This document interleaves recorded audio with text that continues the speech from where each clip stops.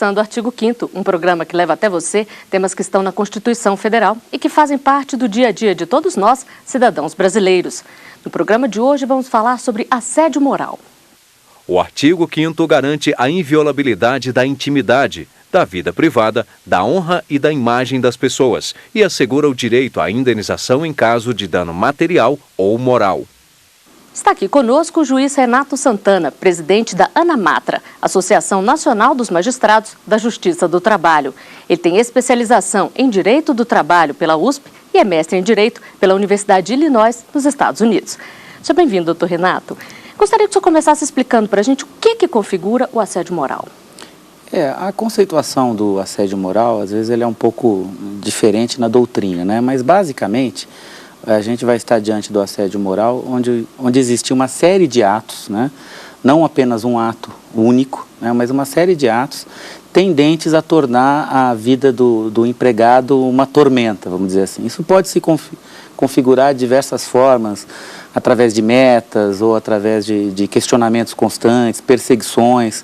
Mas a ideia que se deve ter é essa, de uma série de atos, não apenas de um ato apenas, né?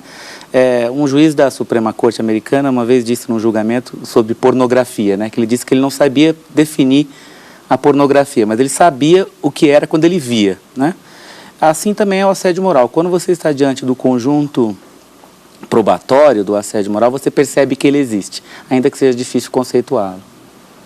E também está aqui conosco o advogado trabalhista Rafael Oliveira. Ele é pós-graduado em Direito do Trabalho e em Direito Civil. Seja bem-vindo, doutor Rafael. Obrigado. O que uma pessoa que é vítima de assédio moral deve fazer? Em regra, num primeiro momento, ela tem que se preocupar com a demonstração e a comprovação daquele assédio, né? É interessante que sempre que se esteja numa situação dessa, se busque, num primeiro momento, uma orientação também, né? Acho que na situação do empregado, ali o RH, alguma pessoa que administrativamente consiga resolver, às vezes uma boa conversa pode se inibir uma situação dessa. Já se não conseguir uma situação dessa forma, é interessante que se passe aí para aquela situação de comprovar, de materializar aquela situação que vem ocorrendo. E aí, se for o caso, se não conseguir resolver dentro da empresa, através do sindicato, procurar um advogado, que a justiça está aí para poder repelir esse tipo de situação, né? E uma bancária do Rio Grande do Sul recorreu à justiça para garantir seus direitos. O Tribunal Superior do Trabalho condenou o banco a indenizar a ex-funcionária, que era pressionada a alcançar metas sob ameaça de demissão. O Banco Santander teve um lucro de R$ 591 milhões no terceiro trimestre deste ano. O resultado que inclui, entre outras coisas, a venda de produtos. O problema é que, para alcançar esses números, muitas vezes houve uma cobrança excessiva por parte dos gestores para que o funcionário atingisse a meta estipulada pelo banco. Em alguns casos, tiveram até ameaça de demissão. Foi assim no Rio Grande do Sul.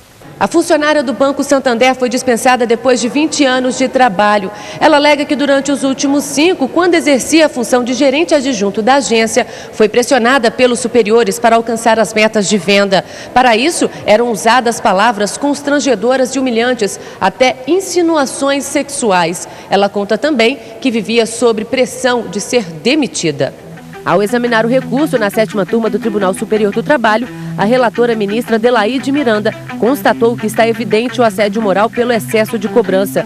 Por maioria dos votos, a indenização fixada é de R$ 100 mil. Doutor Renato, o limite entre a pressão no trabalho e o assédio moral é tênue ou fica fácil ver a diferença? Eu diria que talvez essa seja uma das questões mais tormentosas em relação ao assédio moral. Onde está o limite entre a cobrança, né, e o assédio? De fato, é direito do empregador dirigir o trabalho. Então, ele tem que dizer como o empregado trabalha, de que forma, em que horários. E também está dentro do poder que tem o empregador também cobrar, fazer cobranças. Mas sempre que essa cobrança ultrapassa o razoável, aí sim nós estaremos diante do assédio moral. E no setor bancário é comum, todos os setores que começaram a trabalhar com sistema de metas acabaram de alguma forma ou de outra chegando perto da questão do assédio, né? Porque você tem chefias que ganham participações, ganham comissões com base no rendimento dos empregados que estão abaixo deles, né? Então isso gera esse ambiente de competição, esse ambiente de pressão extrema, né? Que daí sim nós descambamos para o assédio. Isso é demonstrado também por uma série de doenças psíquicas, depressão, que são casos, a pessoa assediada moralmente, ela acaba formando um quadro bastante comum, que é o quadro da depressão, do isolamento. Esse eu acho que é um dos problemas que a gente vai enfrentar cada vez mais nos tempos para frente, né? São as causas alegadas na hora de pedir uma indenização, de entrar na justiça, esses problemas que vêm decorrente do assédio, doutor Rafael? Justamente, o empregado, muitas vezes, aquela cobrança excessiva, né, feita de uma forma não muito habitual e harmônica, né, dentro da relação de trabalho, aquilo ali acaba causando, né, efeitos psíquicos, né, na pessoa, como o doutor falou. A pessoa entra em depressão e aquilo ali causa um efeito direto na vida da pessoa, né? Um efeito psíquico que realmente a gente vê vários casos, várias situações em que a pessoa realmente muda o estilo de vida, fica triste, não tem mais vontade de viver porque ela está numa situação que não consegue superar uma mínima expectativa, né, dentro daquele contexto que ela está. E realmente são efeitos graves e que de fato tem que ser combatido, tem que ser analisado com muito cuidado. O juiz leva isso na hora de definir, por exemplo, o valor de uma indenização, juiz? Sem dúvida alguma. As consequências do assédio moral também devem ser pesadas no momento da fixação da indenização. E, assim, os primeiros estudos sobre assédio moral, eles foram, talvez os mais afamados, pelo menos aqui no Brasil, foram feitos na França. E justamente numa época em que começou a haver uma série de suicídios em grandes empresas francesas. E acabou se verificando que essas ocorrências de suicídio, que estavam muito acima da média histórica, tinham a ver com as condições de trabalho. Então, é esse tipo de preocupação que a gente deve ter. O empregado assediado, moralmente, ele, como o doutor Rafael mencionou, ele pode, de fato, procurar o sindicato, procurar o advogado, mas também é muito comum, talvez até mais comum, ele se isolar e como que acabar se enterrando cada vez mais nessa situação. E aí ele acaba perdendo produtividade. Perde a produtividade, ele fica pressionado, é uma bola de neve, né? E acaba, às vezes, levando até a ele mesmo pedir demissão, sair por um problema que não é dele, é um problema que vem do empregador, ele acaba pedindo demissão e saindo, ou então fica se adoentando e causando prejuízo, inclusive causando prejuízo para todos, porque o empregado adoentado, ele se afasta. Quem passa a pagar a remuneração dele é o INSS, é a Previdência, e então o país acaba arcando com o custo dessa doença criada dentro do trabalho. Agora, normalmente a testemunha é muito importante para ajudar a comprovar um fato. Como é que fica nesses casos? Porque a testemunha pode ser um colega de trabalho que tem medo de se envolver e acabar sendo prejudicado também. Realmente essa questão do colega de trabalho ela é bem delicada, né? Porque às vezes o colega está vendo aquela situação e às vezes até como uma forma, dentro daquilo que ele está pensando de se proteger, ele acaba isolando aquele outro empregado e ao invés de ajudar acaba até piorando a situação dele. Em relação à prova, hoje em dia a gente verifica, né, a questão da tecnologia e às vezes até do próprio empregado, quando ele tem a intenção de repelir aquilo ali, que ele vê que realmente está fora do que é comum, procurar meios de guardar, de futuramente comprovar perante terceiro aquela situação que ele está sendo exposto. Tem sido muito usado o celular, porque hoje em dia todo mundo tem um celular que filma, que grava. Essa questão da tecnologia, de fato, tem ajudado. Inclusive, eu acredito até que inibido, de certa forma, um pouco essa questão do assédio moral. Porque como hoje todo mundo tem um celular que grava, uma conversa, filma, o próprio agente ali, agressor, ele vai ter um pouco mais de cuidado, porque sabe que aquilo que ele está fazendo pode ser hoje mais facilmente comprovado e até demonstrado perante uma outra pessoa. Então, realmente, nesse ponto, a tecnologia tem ajudado. E como é que os juízes encaram esse tipo de prova, doutor Renato? Olha, no direito do trabalho e no direito em geral, obviamente, todo tipo de prova lícita é admitida, né? Então, desde que não seja uma gravação ilícita, ou seja, em que é feita tipo uma escuta, um grampo, etc. Se a pessoa está participando daqueles fatos, ela tem o direito de registrá-los e é uma prova aceita com tranquilidade na Justiça do Trabalho. É claro que implica se fazer um laudo, enfim, saber a veracidade da gravação, o contexto da gravação. Mas é uma prova possível, mas normalmente eu ainda vejo mais a prova produzida, a prova testemunhal, realmente. E no caso das metas, você tem muitas vezes prova documental, que é as próprias normas da empresa impondo... E-mails recebidos também? E-mails recebidos de madrugada, enfim, e-mails agressivos, enfim, toda sorte de prova, de conjunto probatório, pode ser utilizado, mas normalmente ainda se recorre bastante à prova testemunhal, que é a prova muito típica da Justiça do Trabalho, e se levam os ex-empregados, os atuais empregados, e daquele conjunto o juiz extrai uma conclusão. Agora, doutor Rafael, esse tipo de ação tramita mais na Justiça Comum ou na Justiça Trabalhista? Em regra, quando é na relação de trabalho, a gente procura sempre ajuizar na Justiça do Trabalho, até por conta da situação, da materialidade, do direito em si, trabalhista, né? Da preservação ali da integridade do empregado, que, óbvio, da pessoa como ser humano, é uma preocupação do direito, mas na relação de trabalho, sempre a Justiça do Trabalho. Envolve sempre questões de hierarquia? Tem que ser sempre de um chefe para um subordinado, ou pode ser ao contrário, pode ser entre colegas que ocupam o mesmo nível de função? Toda forma de assédio é possível de ser encontrada, né? Existe também o assédio do subordinado para com o chefe, isso também existe.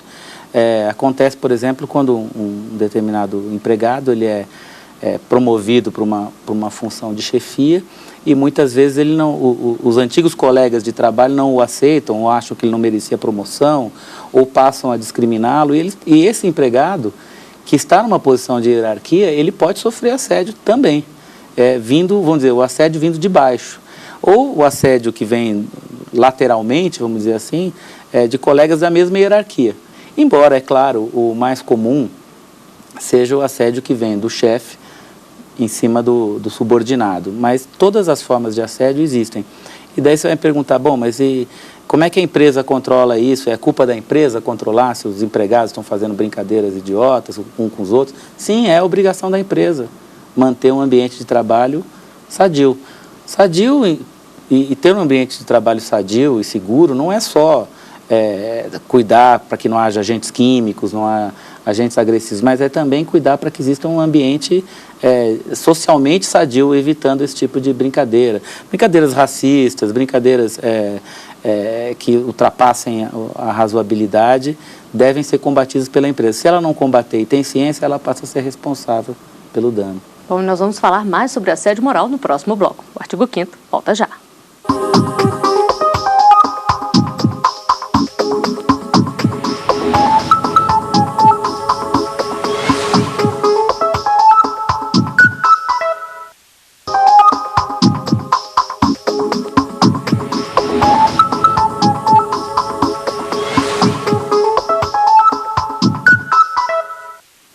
Estamos de volta com o artigo 5º. Os nossos convidados são o advogado trabalhista Rafael Oliveira e o juiz Renato Santana, presidente da ANAMATRA. No programa de hoje estamos falando sobre assédio moral. E vários tipos de conduta podem caracterizar o assédio. No Rio Grande do Norte, um funcionário de uma empresa de refrigerantes foi acusado injustamente por um crime e ganhou na justiça o direito à indenização. O valor da indenização é de R$30 mil. A empresa de refrigerantes é acusada de assédio moral. Ao afixar uma relação de devedores em locais públicos, a Norsa Refrigerantes causou constrangimento ao funcionário. Segundo o trabalhador, a lista relacionava supostos desaparecimentos de mercadorias durante o transporte, culpando o motorista, que virou motivo de chacota entre os colegas de trabalho. O trabalhador também afirma que nunca teve certeza do desaparecimento das mercadorias, porque recebia o caminhão carregado e não tinha permissão para conferir o que transportava. Durante algum tempo, a empresa ainda descontou valores do salário dele para cobrir o prejuízo que teria tido. E por medo de perder o emprego, o homem nunca reclamou. Ao julgar a ação, o Tribunal Regional do Trabalho do Rio Grande do Norte estipulou o valor de R$30 mil de indenização. A empresa, então, recorreu à Corte Superior, alegando que a decisão da segunda instância fere os princípios da razoabilidade e da proporcionalidade. Ao examinar o caso, o ministro Brito Pereira explicou que esses argumentos não são suficientes para admitir o recurso. Com isso, permaneceu a decisão do TRT.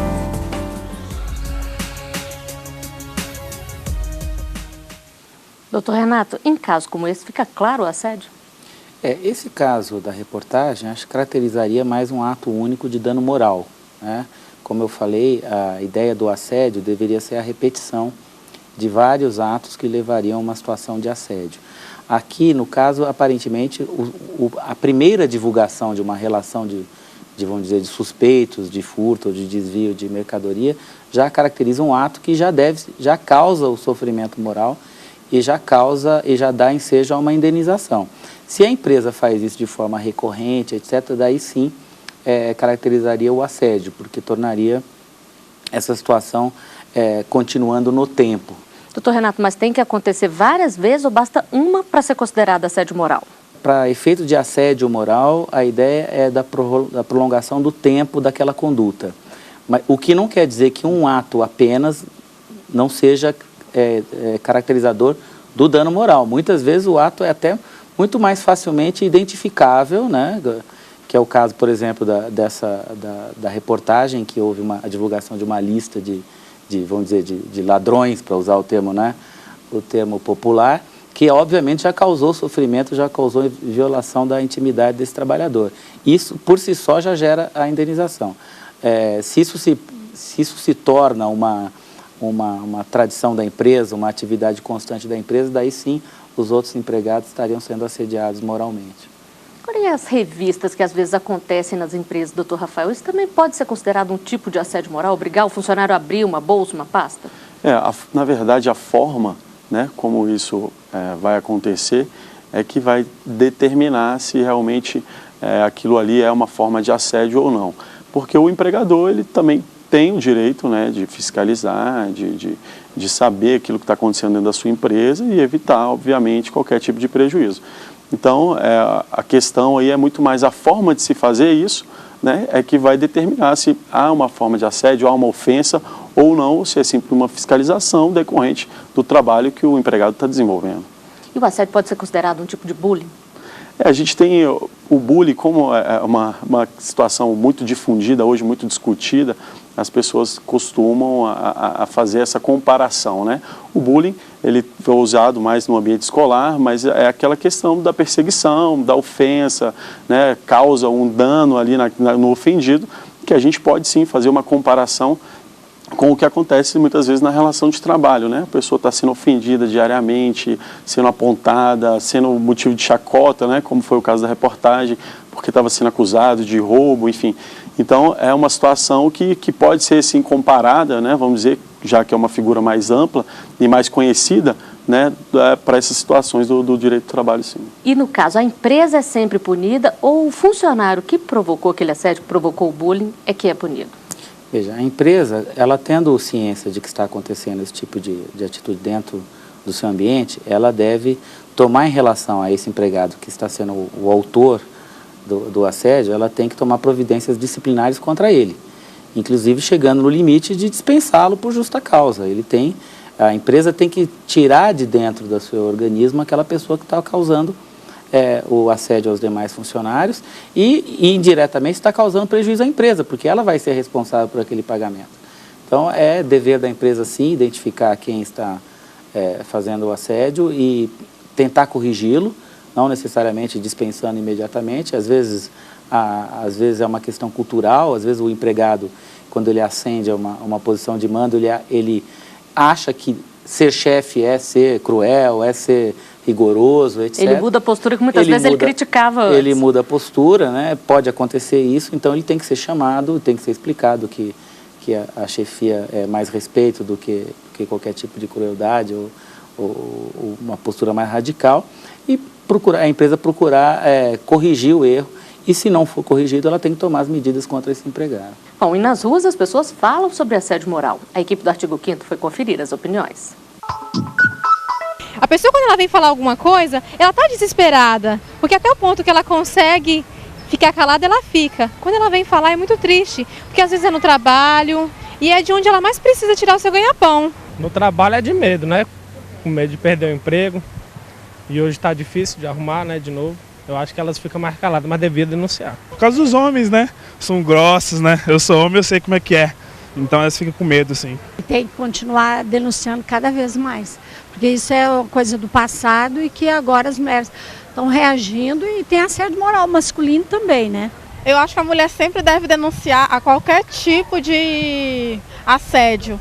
Eu acho que eu concordo, ela deve denunciar, nunca deve deixar para depois ou guardar para ela, ela tem que denunciar. Doutor Renato, a gente viu aí pelas entrevistas que as pessoas geralmente relacionam o assédio à mulher. Elas são mesmo as principais vítimas? Eu acho que também confundem a questão do assédio moral com o assédio sexual. A gente percebe. Que é uma outra modalidade. O assédio sexual é também uma repetição de atos da mesma forma, mas o objetivo do assédio sexual não é obter maior ganho, é sim obter algum tipo de favor sexual ou entrar em algum tipo de intimidade com o empregado ou com a empregada, né? Eu diria que é comum também, o assédio sexual também acontece, e a ideia das pessoas é associar realmente, de fato, a questão do assédio sexual. Se é mais comum a mulher ser assediada moralmente e sexualmente, de fato, no assédio sexual, obviamente, a mulher, pela minha experiência prática, ela está mais sujeita ao assédio sexual. Embora, acho que os tempos mudando, as coisas vão mudar naturalmente, né? Então, a ideia que eu tenho é da necessidade do empregado se conscientizar de que ele pode sim denunciar essa questão. Ele não precisa ficar aguardando sair do emprego para noticiar essa questão. Hoje em dia as empresas já têm até ouvidorias internas que podem facilitar esse tipo de contato. É importante que o empregado não aceite essa situação e procure corrigi-la no curso do contrato e não espere para depois ganhar uma indenização, porque essa indenização pode vir, mas a pessoa pode estar com uma depressão, pode estar com uma doença mais grave e certamente não vai ser recompensada pela indenização. As pessoas estão mais conscientes, doutor Rafael, de que tem que denunciar, estão indo mais atrás dos seus direitos? Então, sim. A questão até da discussão, né, na mídia, está sempre sendo mostrado, isso aí tem alertado e tem despertado muito, né, a consciência das pessoas e que tem passado a observar mais esse tipo de situação. E como hoje em dia, né, o acesso à justiça ele é muito simples, vamos dizer assim, as pessoas têm sim buscado seus direitos quando se veem ofendidos, se veem perseguidos, quando realmente estão numa situação em que a vida deles, né, estão sendo prejudicados em decorrência dessas situações. E acontece muito também em repartições públicas? Aí é diferente o tipo de punição ou é a mesma coisa? O assunto que a gente até discutiu um pouco mais cedo, né, da questão o agente vertical ascendente, que é o subordinado, que às vezes boicota aquele superior, que estava na mesma situação, mas foi promovido. Isso realmente acontece, né, mais até nas repartições públicas, por conta da estabilidade, enfim. E a gente tem, inclusive, projetos de lei, né, em andamento que trata justamente desse assunto no serviço público. Mas acontece e, sendo comprovado, a justiça está aí para poder repelir e punir, se for o caso. Agora, tem sido feito algum tipo de campanha para poder incentivar as denúncias quando o caso acontece e evitar que os casos aconteçam? Olha, programas como esse, por exemplo, eu acho que são parte importantíssima na conscientização da população. A pessoa saber que aquilo que ela está sofrendo não é uma coisa normal, que é do trabalho. Principalmente as pessoas mais velhas, elas têm essa ideia de que, não, chefe é assim mesmo, o trabalho é pressão mesmo, quem não quer pressão, não está no lugar errado. Uma pessoa tem que saber que o trabalho é para ser feito seriamente, mas que existe limite para tudo. Então, as campanhas e os meios de imprensa têm papel fundamental. Acho que as empresas também já começam a criar mecanismos internos de controle, né? Criando serviços de telefônicos, de denúncia. Eu acho que o caminho é esse, as ouvidorias internas, para que o próprio empregado, quando o problema começa a aparecer, ele já vai buscar o seu sindicato, ou mesmo dentro da empresa, para que o problema não cresça, porque a gente percebe que tem empresas que foram condenadas assim dezenas de vezes porque não tomaram ciência de que havia verdadeiros setores da empresa que trabalhavam na base do assédio moral, criando brincadeiras do tipo, a pessoa tem que ficar com uma galinha morta em cima da cabeça porque não tinha vendido bem, ou tinha que andar com um boneco a semana inteira do lado dele porque tinha sido o pior vendedor. Enfim, coisas que saltam aos olhos que aquilo não ia dar certo. Mas falta, então, às vezes, um pouco de conscientização, e também os advogados internos das empresas têm um papel fundamental de dizer para os empresários, olha, isso vai dar problema. Agora, só para a gente encerrar, a gente falou aqui o tempo inteiro de assédio moral no trabalho, mas acontece também em outras áreas, né, doutor Rafael? Sim, acontece. Enfim, na família, na relação social com as pessoas. Acho que qualquer atitude, né, que ofenda a outra pessoa, que isso seja contínuo, que traga ali um resultado ruim, psíquico para a pessoa, né? Essa questão da depressão, do suicídio que nós já conversamos aqui, isso aí não está relacionado só à relação de trabalho, a vida social está suscetível a isso, acontece, e até nessas situações a pessoa que está ofendida, que está sofrendo com aquilo ali, que sofreu um dano efetivo, pode buscar os seus direitos. Bom, e com essa recomendação, nós chegamos ao final de mais um Artigo 5º. Doutor Rafael Oliveira, juiz Renato Santana, eu agradeço a presença de vocês aqui conosco, e você também pode fazer parte do nosso programa, mandando sugestões para o e-mail artigo5@stf.jus.br. A gente se vê na semana que vem. Até lá.